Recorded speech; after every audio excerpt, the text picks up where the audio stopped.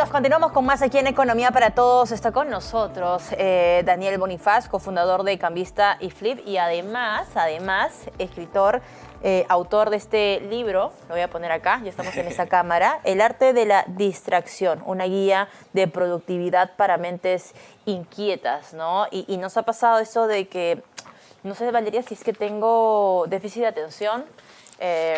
Claramente, siempre es importante acudir a los especialistas, es algo que el consejo primordial que siempre avalamos aquí en el grupo, en RPP, pero ¿de qué manera esto podría impactar o no en tu productividad? ¿Qué entendemos por productividad en principio? Daniel, ¿cómo estás? Bienvenido. ¿Cómo estás, Valeria? Gracias por invitarme.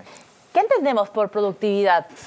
Mira, yo creo que es un concepto que viene incluso históricamente y que venimos arrastrando hasta el día de hoy. La productividad es hacer más cosas en menos tiempo.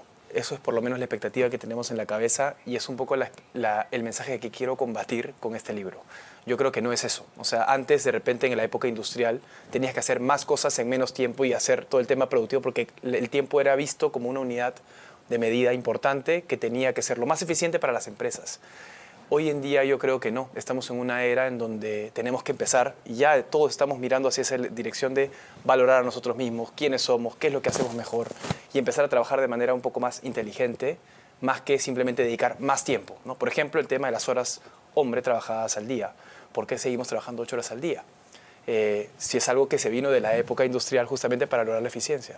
¿Por qué no trabajamos de manera más inteligente y menos horas en el día? Claro. Entonces, creo que la productividad y un poco el mensaje o la definición para mí de productividad es definir lo importante que es para ti y avanzar con intención hacia eso importante. Empecé con el concepto porque es algo que repites mucho en el libro, pero ¿qué te llevó a escribir? Cuando hablamos de Daniel Bonifaz, uno piensa, ok, es el gurú de las finanzas, está siempre metido en emprendimiento, pero este es un... Yo lo vi así con el libro, es un paréntesis, sí, ¿no?, de todo este proceso, porque tú has estado metido en toda esta onda de contenido de valor, sí, de creación de contenidos en plataformas, y esto es como un ejercicio de introspección. Es verdad, y creo que es la base de todo emprendedor, creador de contenido o cualquier proyecto que vayas a liderar, porque mi psicóloga fue la que me hizo ir a hacerme el diagnóstico, después de haber creado Flip, Cambista y todos los negocios que he ido haciendo. Ella me dijo, oye, deberías ir a diagnosticarte porque tienes como varias características. Y en ese diagnóstico lo que me dijeron fue, Daniel, en el tiempo, sin querer queriendo, como has desarrollado ciertas defensas para poder gestionar ese déficit de atención. Y por eso he podido crear los negocios, he sabido delegar, algunas cositas que he podido hacer, sin darme cuenta. Entonces lo que hice fue empezar a leer muchísimo sobre esto, y lo que me di cuenta, y sobre todo en autores que profundizan mucho en el tema del déficit de atención, es que la mayoría de gente hoy en día, por la cantidad de información que hay, por el huracán de información que hay, o tiene déficit de atención o siente que lo tiene. Eso es bien curioso. Entonces siente que se distrae, siente que no está atento a lo que pasa en el día a día porque hay demasiada información. Entonces un poco esto es como una guía para como recogerte, tener una serie de herramientas para entrar y definir lo importante para ti y avanzar con esa intención, ¿no? Qué curioso lo que me cuentas porque, claro, muchas personas que nos están viendo a esa hora de la tarde, incluso por el canal de YouTube, dirán, pero oye, yo pensé que era multitasking. Claro. que es algo que tú también tocas en el libro. Sí, que el multitasking en verdad es algo que, o sea, en verdad no se puede el multitasking porque yo he estudiado sobre el tema, cada vez que tú haces una tarea, dejas como residuos de atención en esa tarea anterior. Entonces, la tarea que haces siguiente no la haces tan eficiente, no la haces tan efectiva. Entonces, al contrario, yo lo que te digo, por ejemplo, en vez de buscar los famosos checklists, ¿no? Que todos trabajamos en la chamba, todos tenemos nuestro cuadernito, sí, y nos encanta marcar el checklist. Yo propongo lo contrario, que es no tener checklist, es tener bloques de tiempo de trabajo profundo para algo específico. Por ejemplo, en tu caso, investigar sobre un tema a profundidad de economía, ¿no? Y destinarte 2 o 3 horas para investigar a profundidad en vez de tener una cantidad de checklist ilimitado.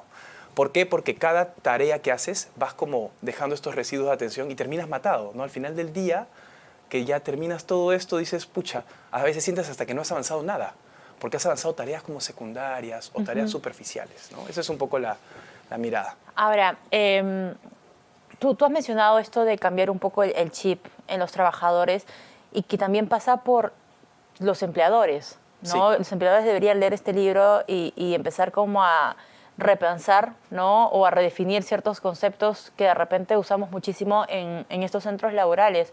Por ejemplo, mencionabas en alguna parte del libro y decías... o ponías esta premisa sobre la mesa. Mientras más horas trabajo, mi jefe me ve más, soy más eficiente, soy más productivo, no me van a sacar, sí, yo trabajo más tiempo en la empresa, ¿no? Pero conforme vamos haciendo más cosas, nos ponen más tareas, ¿no? Y me recuerda muchísimo a los memes que uno encuentra en las redes sociales. Sí. ¿Cómo se maneja eso y cómo cambiamos un poco el giro, no solamente en el punto de vista del empleado, sino de quien nos da el trabajo, o sea, los gerentes, los empleadores? Mira, yo creo que estamos en un contexto particular, sobre todo con el tema de la inteligencia artificial, ¿no? Que cada vez más las tareas... Hay tres cosas que hacemos en el trabajo, ¿no? Compartimos información, intercambiamos información, ejecutamos tareas y tomamos decisiones. Las primeras dos, la inteligencia artificial ya las hace hoy. Entonces, yo lo que siento es que la inteligencia artificial, en el caso, en el contexto en el que estamos, no es que va a reemplazar los trabajos, sino que va a elevar nuestro tipo de decisiones. Y hacia eso es donde tenemos que apuntar, en donde el tiempo no se ha visto como esta unidad de medida de la época industrial, claro, sino que se ha visto como, ok, tu decisión estratégica para mí es muy importante, por ende hay que investigar sobre este tema para decidir mejor hacia dónde ir, pero eso no se mide con el tema de la unidad de tiempo que le destinas. Creo que los dueños de negocio, y particularmente yo, ya están migrando en el mundo más tecnológico y de empresas que aceleran mucho más rápido, enfoquémonos más en los objetivos y en mover el barco hacia esa dirección en vez de la cantidad de tiempo que le destinan, ¿no? Creo que es un cambio de mentalidad difícil, pero que ya siento que está pasando. Es un buen contexto para que pase, además. ¿Qué hacemos con los jóvenes que probablemente o en los próximos 5 años salgan de la universidad con herramientas totalmente diferentes? A veces yo hablo con chicos que están estudiando periodismo y manejan harto el tema del Instagram, del TikTok, se informan por TikTok. Sí. O sea, y es un reto también para los medios grandes de estar presente en esta información y adecuar la información, ¿no? Para que ellos también las puedan consumir. Pero en mi época no era así. O sea, la justa si había, pues claro, uno usaba Twitter, claro, ¿no? Facebook, bueno, por ahí.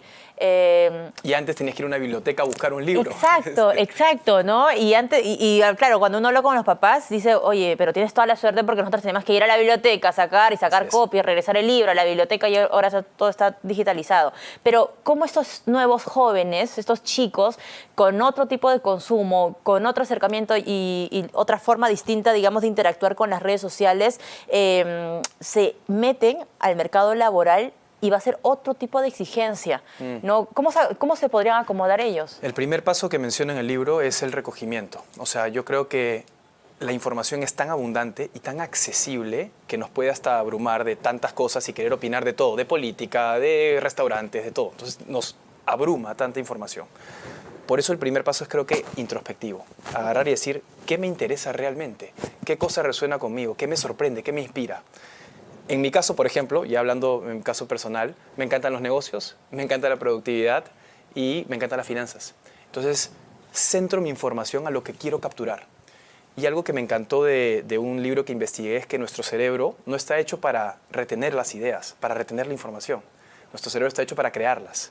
Entonces, hay que tener un sistema que puede ser digital, que hay gente que usa analógico también para tenerlo, para manejar esas ideas que nos interesan para luego encauzarlas hacia nuestros objetivos, nuestros proyectos. Claro. Entonces, siempre va a empezar por quién eres, qué te gusta, cuáles son tus fortalezas, qué te interesa, y de ahí parte todo, ¿no?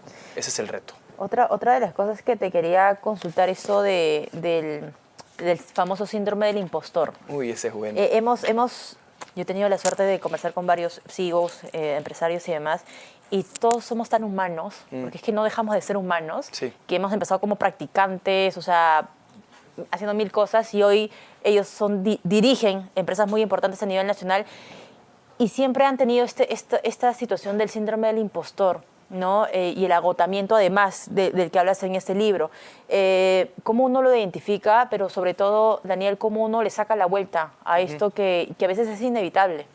Mira, eso también lo pongo, menciono todo un capítulo entero del síndrome del impostor porque es algo que nunca se va. O sea, en verdad el síndrome del impostor, en la medida que vas teniendo cada vez más responsabilidades, incluso puede aumentar porque hay más en riesgo. Entonces tú te sientes en mayor responsabilidad. De hecho, en el mundo de emprendedor se habla de la soledad del emprendedor, porque estás solo y la decisión que tú tomas dependen los colaboradores que están ahí. Y el síndrome del impostor es mayor. ¿Cómo se maneja? creo yo que, y ahí tengo varias herramientas, hay múltiples herramientas ahí, pero una de ellas de repente es agarrar y tener como pequeños proyectos, partir como en un ejército, tú partes en varios ejércitos para poder ganarle al principal, para que sea mucho más flexible. Lo mismo a nivel de proyectos, partir los proyectos para que tú vas teniendo como tus galardones. La carrera de la productividad es cuánto sientes que estás ganando. Entonces, si te pones un proyecto muy grande, como gigantesco, voy a poner un nuevo negocio hoy día y voy a emprender hoy, es algo muy, muy grande.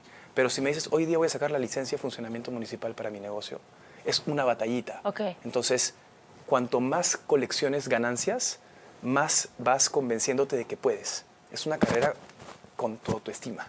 Al final, la productividad. Es bien interesante el mundo porque la productividad no es lo que yo pensaba que era. Porque yo era loco aplicaciones. Yo me he bajado todas las aplicaciones posibles. Soy un geek en este tema y dije, por acá no va. Esto no se puede sostener. Sino más por el tema de vivir con intención, ¿no? Qué interesante, Daniel. Y con eso cierro. ¿Dónde te encuentran el libro?